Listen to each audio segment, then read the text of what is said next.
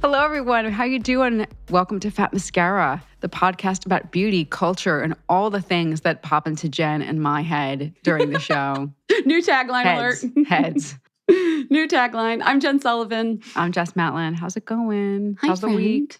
Yeah. Hi, friend. What's up? What's up? Well, it's going well because I have some exciting news. What's the news? Fat Mascara is nominated for a People Reader's Choice Poll Award as part of their Reader's Choice Poll for the most beautiful people of 2025. Yes.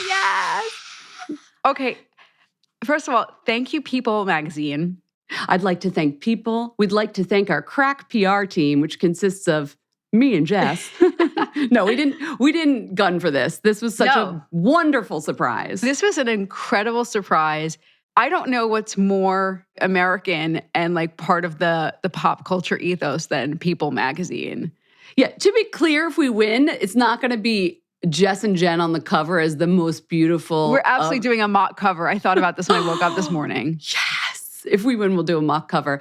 But they have a new readers poll this year with all these fun questions about beauty, like your favorite best friend, beautiful duo, and like biggest hair transformation of the year. Who would you want to do your hair? And it was like Chris Appleton, Jen Atkins. I know, Kim Kimball. I was like, oh, who do I want to hang out with? It was super fun to do the poll. It takes like 5 minutes, not even 5 minutes. It takes 2 minutes. It's like 15 questions. But when you get over to question number 7 about what's your favorite beauty podcast. I mean, listen, we don't ask for much. But we're absolutely asking you to vote for us. I'll put the URL for the voting in the episode notes if you feel like doing it. By the way, when you're done the little thing, it takes truly 2 minutes. They do ask for your email, but make sure to check it. Well, if you want the People emails coming, you can keep it opt-in, but uncheck that box if you don't want to get all like the breaking People news. I had them coming for a while and I was Maybe like, wow. You want the breaking People news. That's what I was like, I am so informed on the pop culture and what is happening with the celebrities at every minute, but uncheck that box if you don't. Stay relevant, stay fresh, stay in the culture. Like I said, they've weathered so many storms.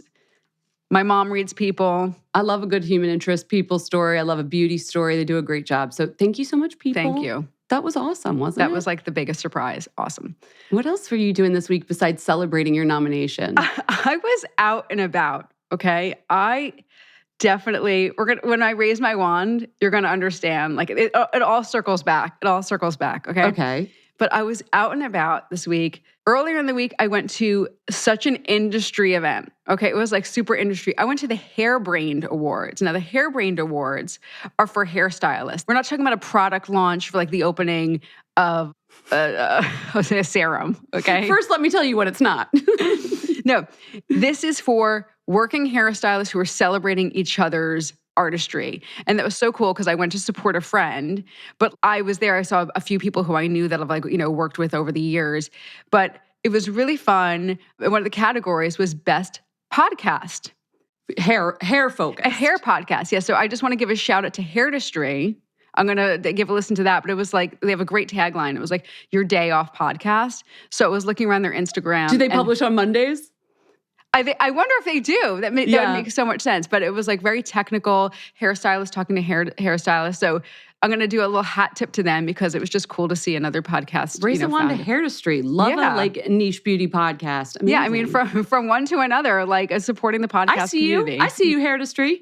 I just want to keep saying Hairtistry until it rolls off my tongue. It was cool. And then I went to Founder Made, which I did last year. So I forgot you had that this week. I would have come and supported you like I did last year. How did it go? We missed you, Jen. We missed you. It was great. So it was a panel. I was doing a panel with all of these amazing founders. I saw some of our past Fat Mascara guests, Sloane Stevens, looking incredible. Yes, her beauty line just launched. Yeah, Doc and Glow. She had a boot because she'd hurt her foot, and then she put on like her little loafers for the talk. Leah Yu from Crave. Mm-hmm. She is killing it. She's doing so well with her brand. I love the way they speak to their consumers. Yeah. And they were just it was so professional of me. I love the way they speak to the products are great too. I just really champion their transparency in marketing. She's so brave though. Like she was in another there were 2 panels. One was by Kaylee Cavaco. She did the other panel. And so she's from Knockout Beauty. She asked her a question and like I don't know, like she just kind of gives Leah, she just gives like the real deal. Like she's talking about overconsumerism in the industry. I'm like, it's one thing to talk about it on your own platform or like on a podcast with just you and me. It's another thing in front of the entire beauty industry to be like, but she y'all does making too many products sometimes. But she does it with such grace. It makes you want to buy more of her stuff, which is like the magic trick that she pulls off. So isn't that funny? Yeah. But I got to interview Tracy Anderson, who is the fitness guru, the dance. Oh, I have taken one of her classes. How did you do? I'm fairly athletic. You're very athletic. And I'm fairly coordinated. I don't think I've sweat more in my entire life. You are like, I would think I was sweating because I was trying to remember the movements that I meant to do, like kickball change over here, over there. Now we're lifting. You don't stop for 45 minutes. It was probably one of the best workouts of my life. It was insane. She is something. I wanted to talk to her more offline, but it was more of just a panel moment. Is she that energetic in person? Because when I took her class, she was the instructor. And I was like, how is she bringing this much energy day in, day out? I don't know. I have no idea. Talk to her some more and get the tips for us. Yeah, okay? She has a new fragrance called Spring Break Sweat. And she's a whole lifestyle That's what I had in her class. She was cool. So anyway, I could go on and on, but it was a very cool event. And thank you, Founder Made, for having me. And maybe Tracy Anderson, we can have a little chitty chat one day. Yeah. Maybe you could work Jen and me out. I don't know about that. Nobody needs that. Nobody needs a live workout with Tracy Anderson.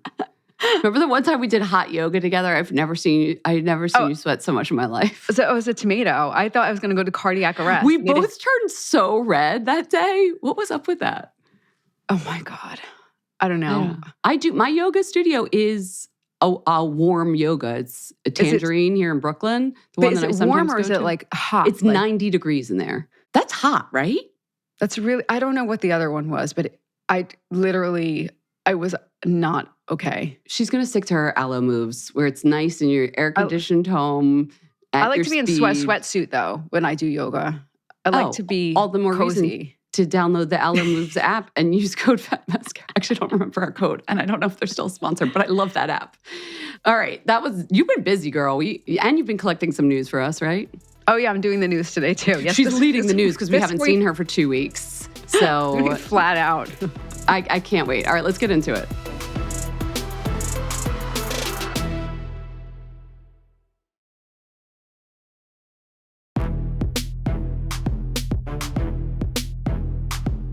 Okay, lots of fun news this week.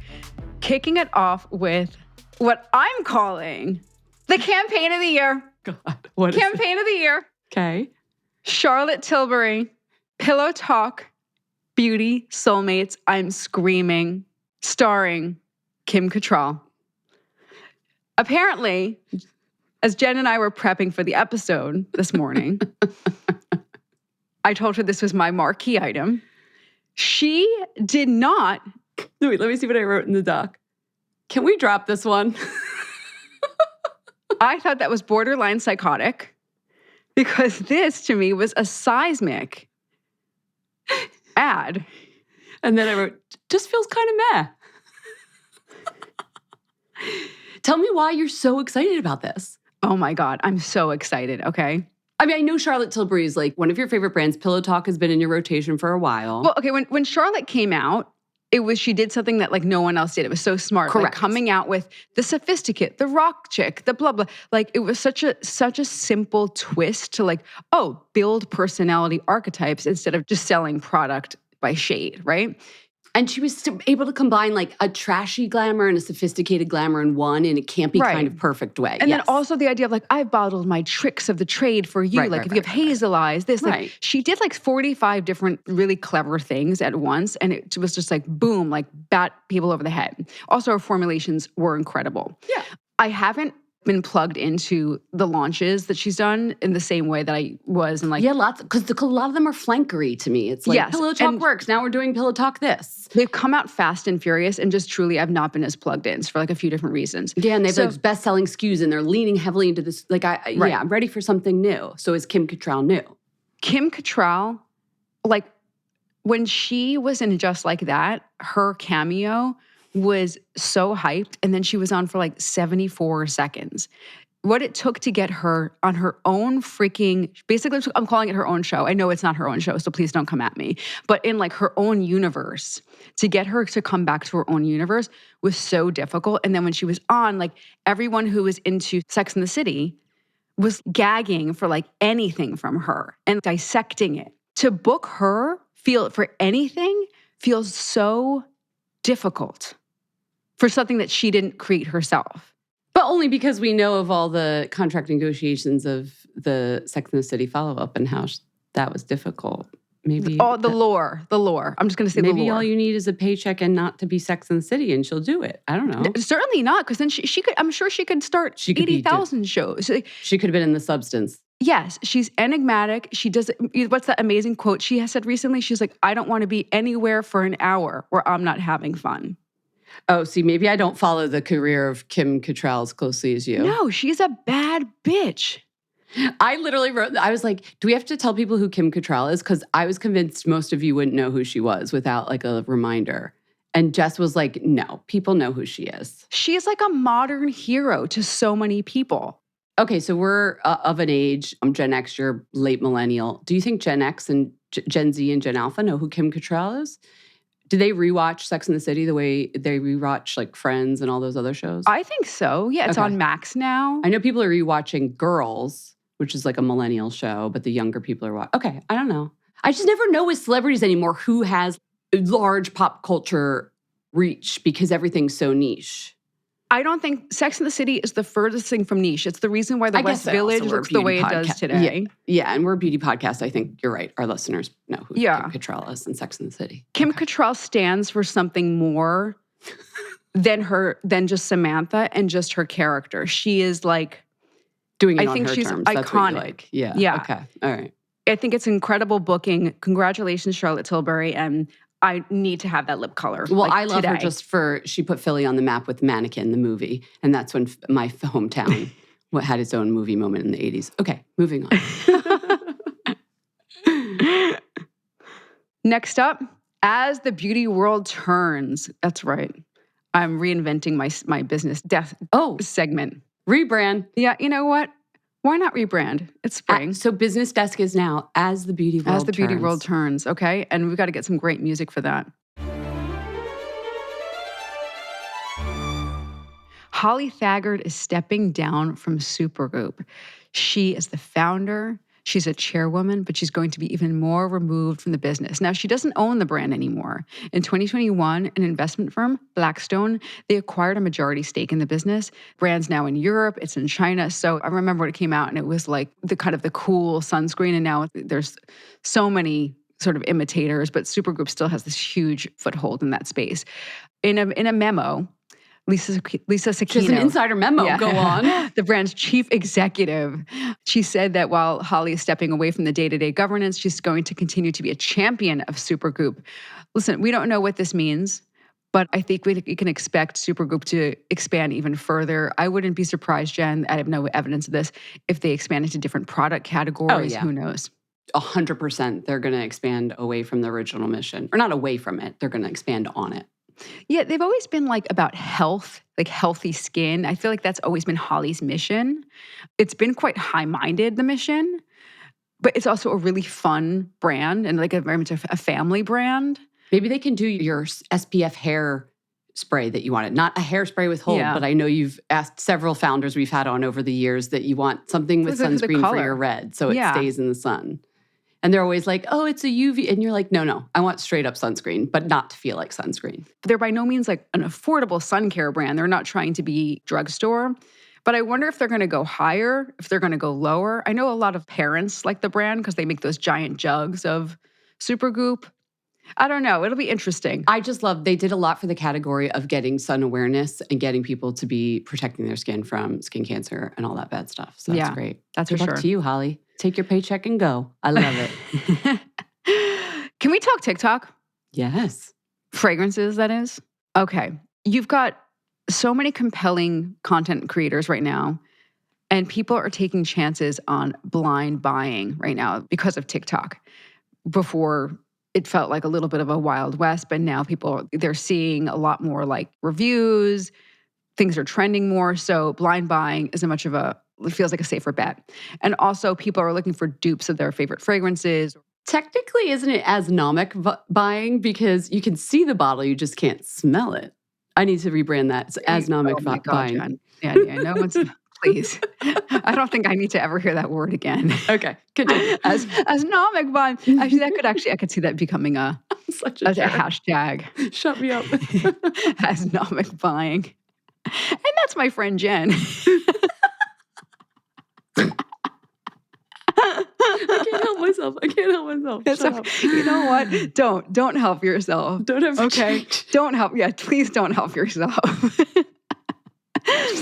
Just saw the nerd emoji drop before No. my face as I started talking. No, it's okay. I have my own things too. It'll come up. It probably already came up. Okay. People are also looking for dupes of their fragrances that they're hearing about. This came up. Oh my God. The Francis Kirkjian episode, this was like a hot topic, a hot Our takeaway. clip on dupes has so many comments. People are getting into it on the comments on that one. If you can't afford something that's, a $350 fragrance, you're going to type in TikTok, what else smells like this? So Women's Wear Daily ran a piece about the fragrance phenomenon on TikTok. And I want to share the top 5 right now, right now in February. And honestly, I was a little surprised. And this is by getting talk, not necessarily translating to sales, but just getting... No, it's sales. It's sales. Okay, go on. Yeah. No, it's not conversation, okay? Okay. We're talking about the cold, hard cash, okay? Like the bottom line, okay?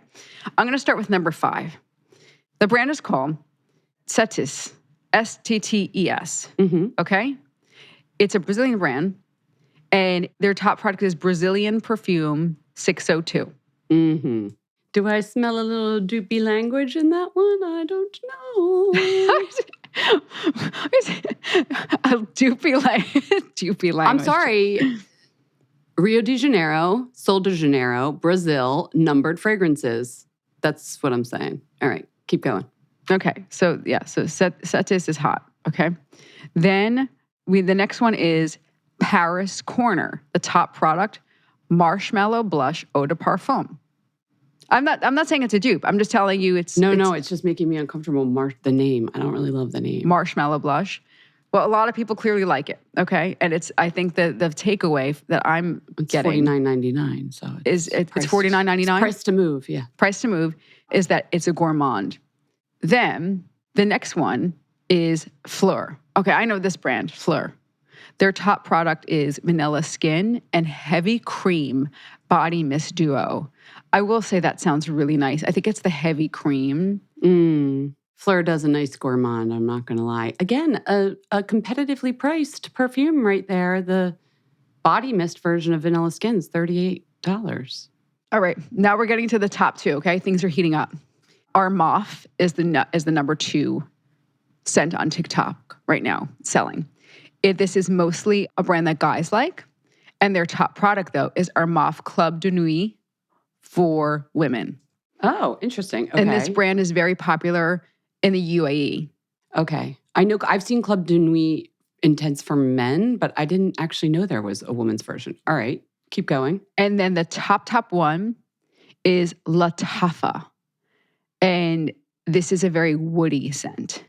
Okay, it's founded in the 80s in the United Arab Emirates. The brand's woody, musky scents, this is from Women's Wear Daily, as you could probably tell I'm reading. The brand's woody, musky scents are seeing new resonance among Gen Z and millennial fragrance lovers as oud perfumes continue to rise in popularity. And they have multiple fragrances, but a lot of them are based in that Middle Eastern heritage of oud and woods and incense, yeah. The top one is Assad for Men Eau de Parfum.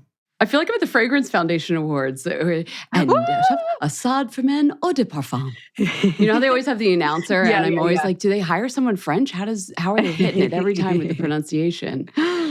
But I think that speaks to a lot of men on TikTok, right? Yes. And clearly these brands are putting their big marketing budgets into TikTok only because I don't often see street billboards for these brands, and you don't see them in the regular, when they put posters up throughout New York City and things like that. They're doing a lot of digital marketing. And this reporting, by the way, was by Noor Labad. So thanks, Noor Labad. Yeah. Really cool story. Loved it. And then finally, in other TikTok-related news, CapCut, the video editing software, they had a filter called the Chubby filter. If you haven't, this has been buzzing around the internet for a few weeks now. just to wrap this story up, this chubby filter was like created by a user. I don't know who, I don't know if they know who, but like a user generated filter and uploaded to TikTok. And by the way, CapCut and TikTok are owned by the same company, which you may have heard of, called ByteDance. I'm still so surprised like TikTok isn't like big enough to own itself, but whatever. That's like business, I guess. Remember they merged with Musical.ly? Yes, back in the It's just day? all this stuff is like so crazy. Okay, so the chubby filter was created by this user, uploaded. People would upload a photo of themselves, like a still photo, and then a filter would make them look heavier, like top to toe, than they are. And I guess this was amusing to some people, and to some people, they said it was like motivating. I won't even get into the dark psychology of why this was a phenomenon among some people, but I don't like it as much as I don't like a skinny filter. yeah, it's just both are bad. But if you go online and you read the different commentary, you can see like why this was so upsetting. I don't think I have to spell it out. Yeah. It's very mocking. They canceled that particular filter. Correct.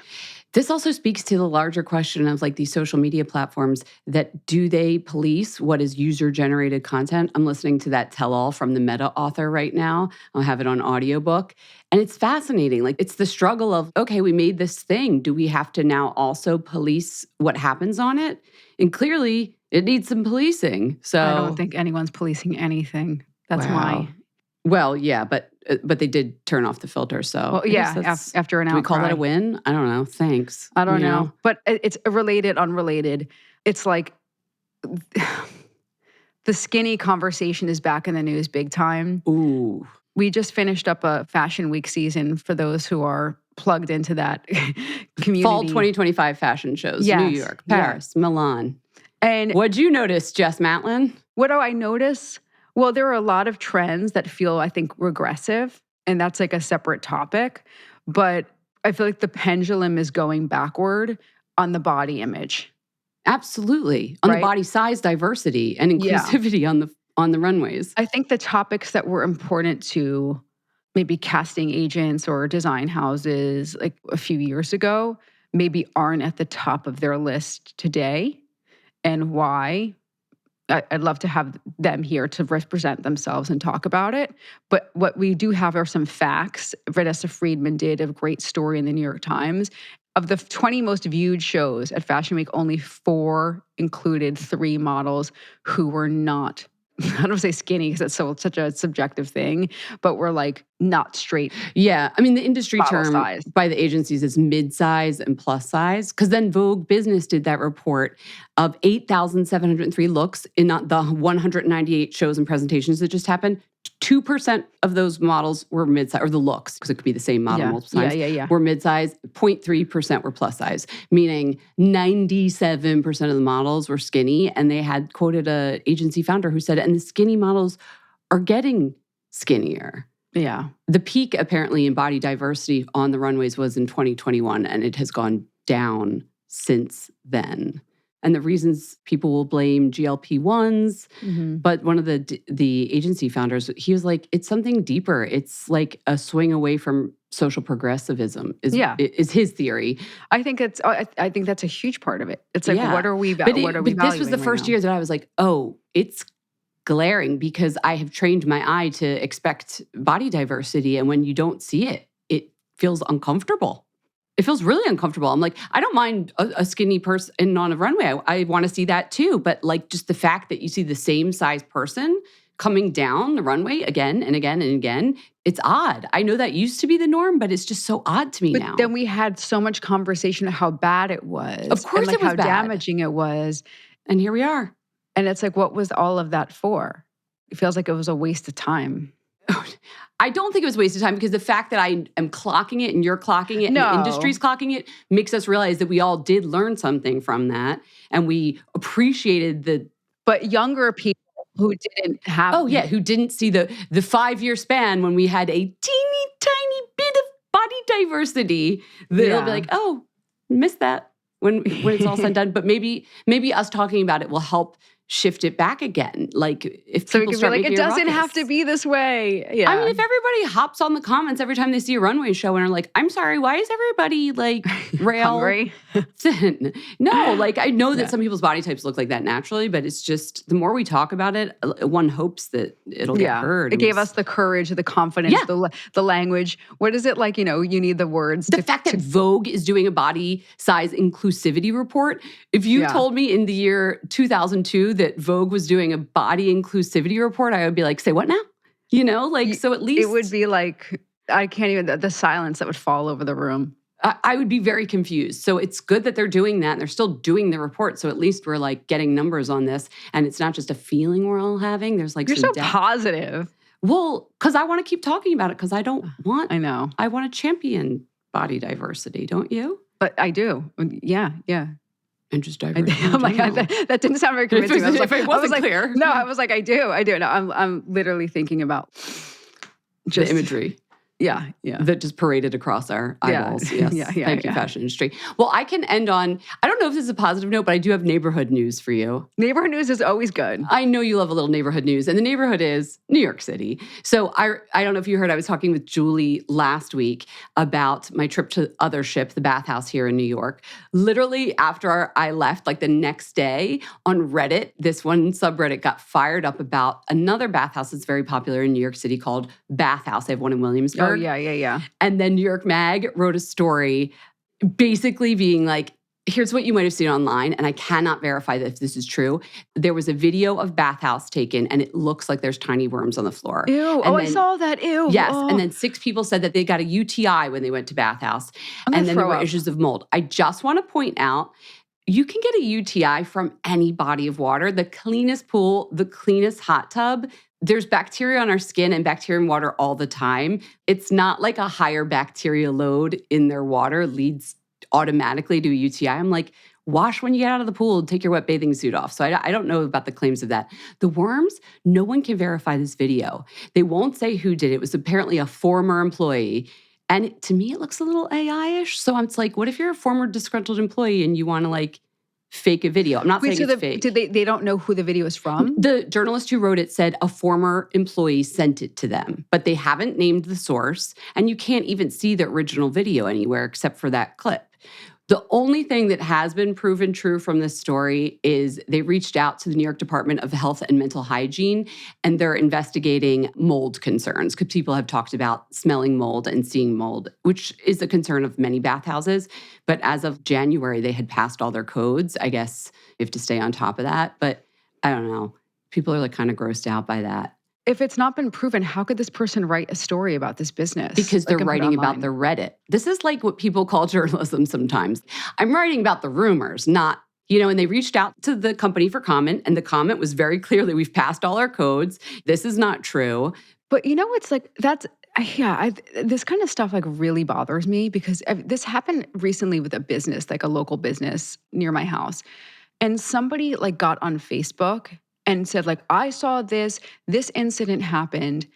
And it's like, why is this person opening themselves up, the complainer, to what I immediately am thinking is like legal. If I were the business owner, I would come after them. It's really hard it's a free speech. It's really hard to prove libel. It's really hard to prove slander. People are allowed to say what they want, but it gives them the freedom. It makes it really hard for small business owners. I know we have salon owners. I know we have like makeup artists who deal with this with Yelp all the time. Yeah. There's no legal repercussion. And even if you do want to take legal action, it's so expensive to do so. It just feels so unethical on the part of the person who's writing this stuff. Yeah, duh. And think about it. If you're pissed off at a business for another reason, if you're a nefarious character, you can just say whatever you want online. Just asking questions. Yeah, we've talked about that. Yeah. I dislike it. It makes it so easy to slander a business. And then the business owner has a lot of trouble counteracting that.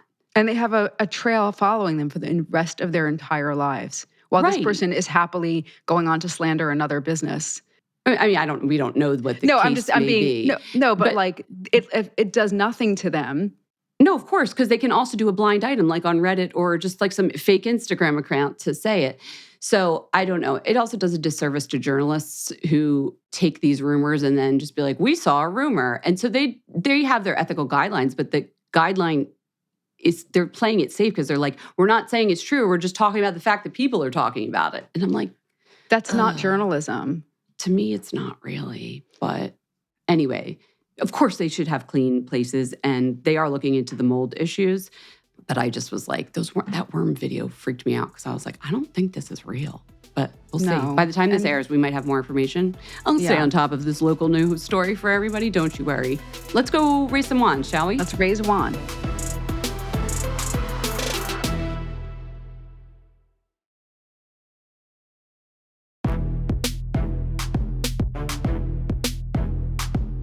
Okay, it's time to raise a wand.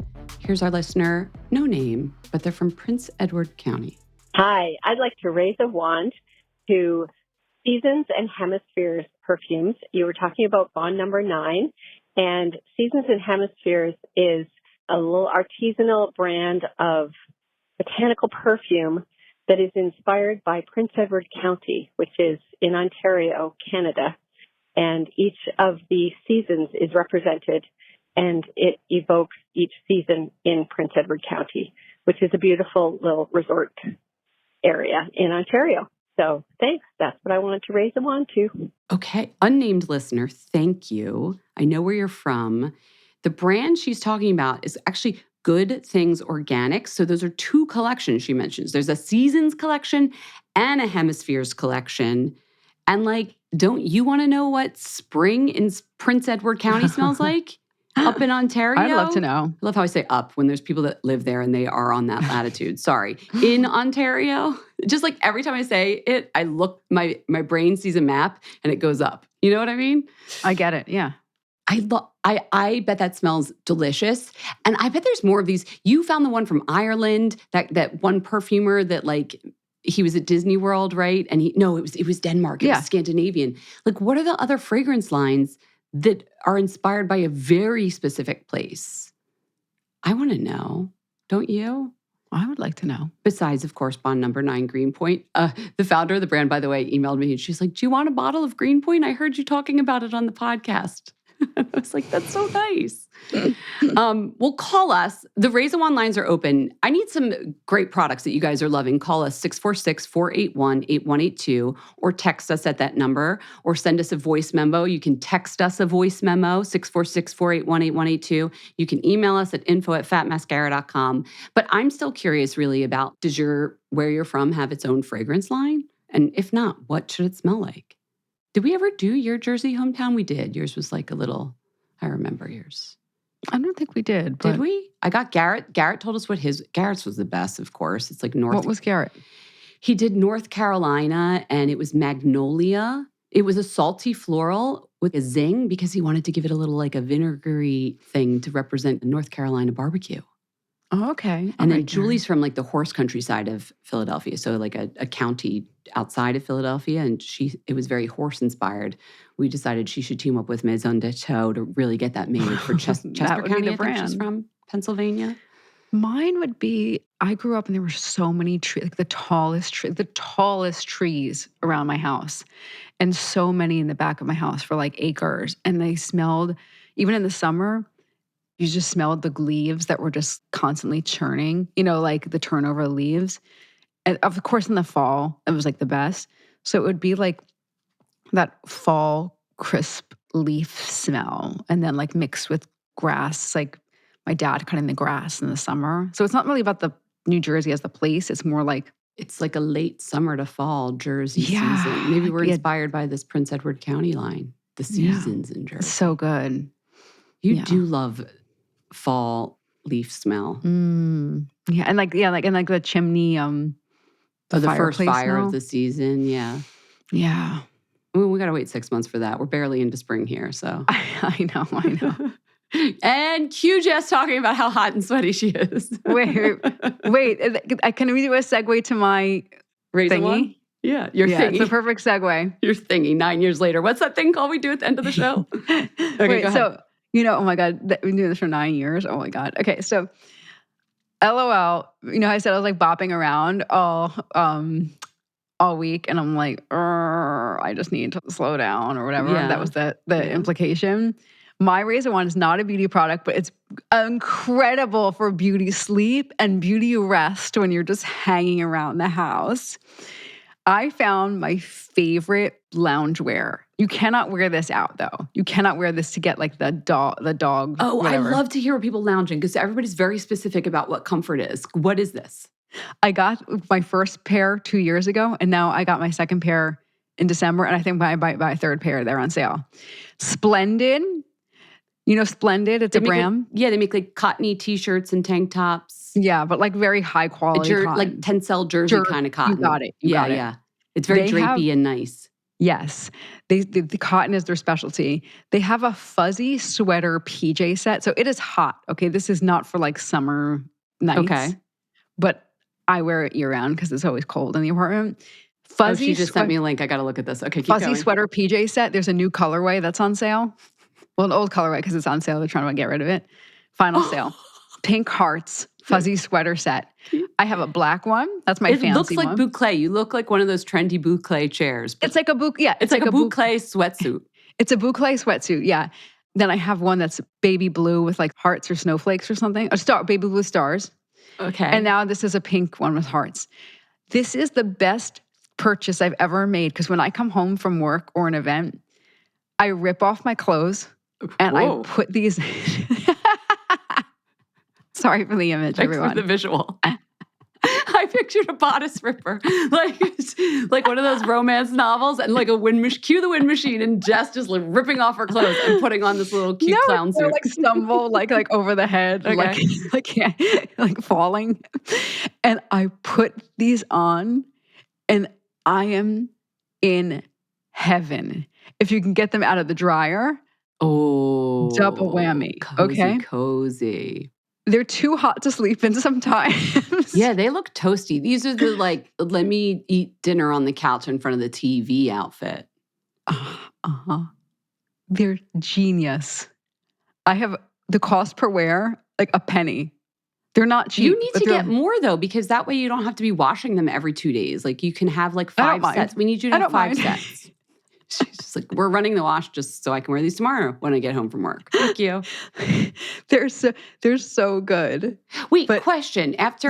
Because, we had Madame Sweat on last week. I was thinking about this with my pajamas. Yeah. Because I don't wash my sheets. I wash my sheets once a week, but I only wear pajamas once. And I was like, can I get away with wearing my pajamas 2 nights in a row? Do people do that, right? Of course. I wear mine a couple nights in a row. Okay. So that's not gross. No, I don't listen. If people think I'm gross that I don't shower every day, but I was like, I wear fresh pajamas. But then I was like, I ended up buying all these Quince pajamas because I liked the pajama set and I thought you needed to have like fresh, clean pajamas every night. But then I was like, I don't really get them dirty. So no, you're not getting them dirty. You're sleeping in them for like X hours. Sweat. Yeah, I think you're fine. Okay, so you don't need 5 sets of your pink hearts fuzzy sweater PJ set from Splendid. You can get by with like a couple wears per Yes, wash. They take up a lot of room though in your laundry basket and in your shelves. They're very cuddly. They're like therapy. I really truly find them like very comforting. Maybe Marina can make us wait they're like weighted like Hugimals. Our friend Marina who has Hugimals, the weighted stuffies. They seem like a little bit of a weighted blanket vibe to them. No, they're light. They're light and fluffy. But fluffy. Okay, got it. They figured it out. Splendid. Call me. Okay. Code Fat Mascara. Don't you want a code? I would kill for a code. Okay, They're so good. We're going to reach out. That was an excellent Razor Wand. Thank you. Mine's so practical compared to that, but I did get to go with Elf skiing last weekend. Yes. I don't know. I put it on the gram a little bit because I was excited. They invited media, like journalists, to go skiing with them to try out their new Elf Skin Sun Touchable stick. They make inexpensive, great sunscreens. I know because, listen, Elf, I know you invited me skiing. We had so much fun. And it was because I was meant to talk about the Sun Touchable Invisi stick. But in our bathroom, they also had this other product, and that's the one I want to raise a wand to. What is it? The Elf Skin Sun Touchable All Set for the Spun SPF 45 setting spray. Oh, setting spray with SPF. That's brilliant. I know. You know how I've been getting into setting sprays because I'm like, this is how you keep your makeup from disappearing all day. Well, I knew a couple brands that did them, but they were like sticky feeling because it's sunscreen. Yeah. It makes perfect sense to have your SPF in your setting spray. And this one is not sticky and it's $14. And if you love your skincare, sometimes it's like a buzzkill to put the SPF on top of the skincare. Right. So you do your face and you just set it with this spray. It's 2 ounces so you can travel with it. So I also have been using it as like my body sunscreen or my like other areas because it doesn't feel sticky like a really, and natural finish, not too shiny. My one thing is though, let your mascara dry before you set. I did it once where like my mascara had just been put on and when the mascara is still wet and then I sprayed the setting spray and it ran a little bit. So you have to just wait for your mascara to dry your makeup, which is probably true of all setting sprays. So like let your makeup sit for 30 seconds. I mean, this was like I did it 2 seconds, 30 seconds, shake up the little sun touchables, spritz. You just got SPF 45 and your makeup's going to stay put. Like who doesn't want that? I love that. I'm raising a wand to it. I want to try that actually. I'm going to get you one. Oh, yeah, please. I will. I'll put a link to it too, because it's like, I think it's really good for travel because the price isn't too much because I'm always nervous, even though it's under 3 ounces that the TSA is going to take it.